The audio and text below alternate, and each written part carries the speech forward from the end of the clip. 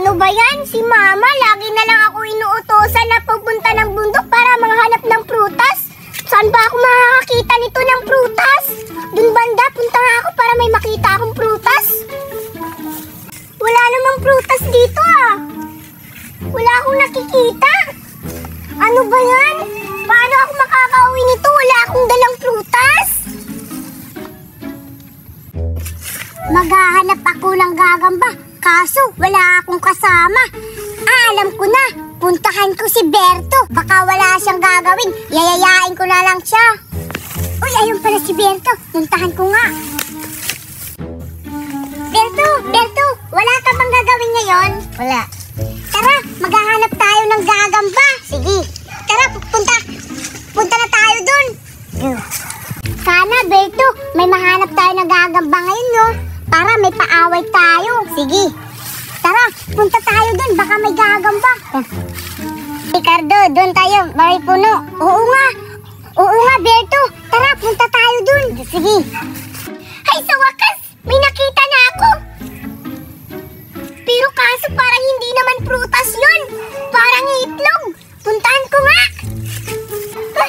Wow! Hala, ano kaya to? Ang laki namang itlog. Oo nga, parang itlog nga siya. Ba't kulay itim? Di ba yung itlog dapat kulay puti? Bakit maitim to? Tsaka may mga yelo sa loob. Hala, ano to? Wow, ang ganda, ang daming butterfly. Hala, ang daming butterfly. Kukunin ko na lang to para makauwi na ako. Hala, ano yun? May tumutunog sa likod. Hala!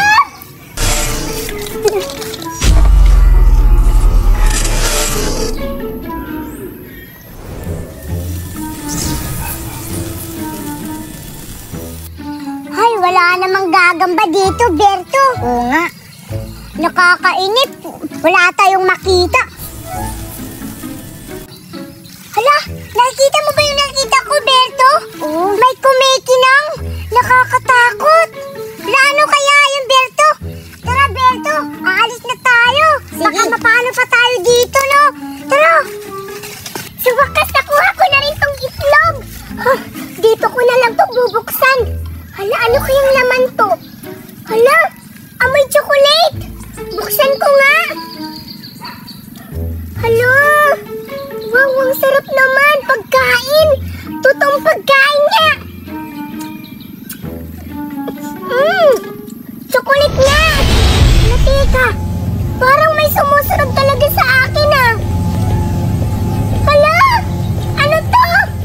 Hala. Ano to? Hala, parang brilyante. Wow. Ang ganda naman. Parang may power na ako ah. Hala. Hala, paano ako nagkakaroon ng brilyante? Hala, grabe naman, sobrang kinang. Ang ganda naman ito. Wow, talagang sumusunod talaga yung brilyante. Hala, sumusunod talaga yung brilyante. Grabe, ang galing. Hala, sa wakas, ito yung pinapangarap ko na magkaroon ng brilyante. Siguro ngayon, ito na yung takdang panahon para magkaroon ako ng superpower. Hala, parang katulad na ako nila Darna, Captain Barbell, at Spider-Man. Wow, magkakaroon na ako ng superpower. Ngayon, yung mga batang nang aapi sa akin, hindi nyo na ako maaapi simula ngayon dahil gagamitin ko tong brilyante para paparusahan ko kayo.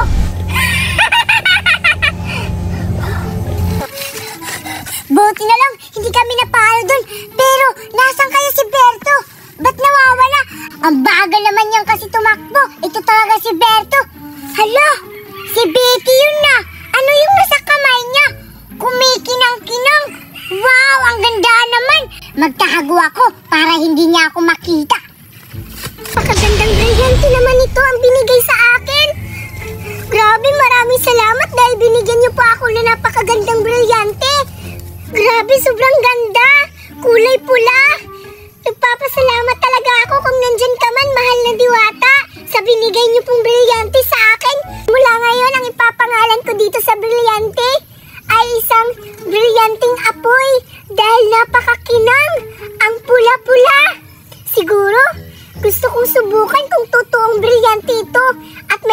kapangyarihan.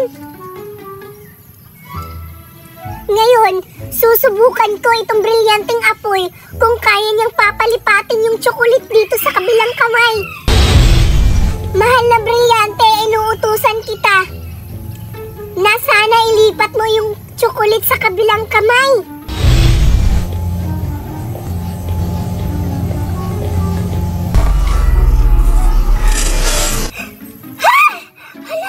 Totoo nga! Paano kaya siya nagkaroon ng ganyang kapangyarihan? Hala! Napalipat niya yung tsokolit sa kabilang kamay niya! Ha? Baka marinig tayo ni Vicky pala, no? Ay, Kika! Parang may nakita kami ni Berto na ganyan din! Doon sa may puno! Baka si Betty yung nakakita ng kumikinang! Ito siguro yung sinasabi nilang bilirenteng apoy! Ang lakas ng ganyang kapangyarihan! Kailangan ko nang umuwi. Baka mapano pa ako dito. Hala! Grabe! Sobrang galing mong brilyanteng apoy! Naibigay mo at naipasa mo yung tsokolit sa kabilang kamay ko! Totoo nga! Totoo, may power na ako! Grabe!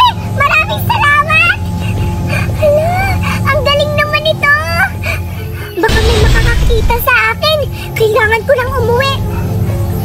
Kailangan kong itago ang brilyante ko para hindi maagaw sa akin. Uwi na ako!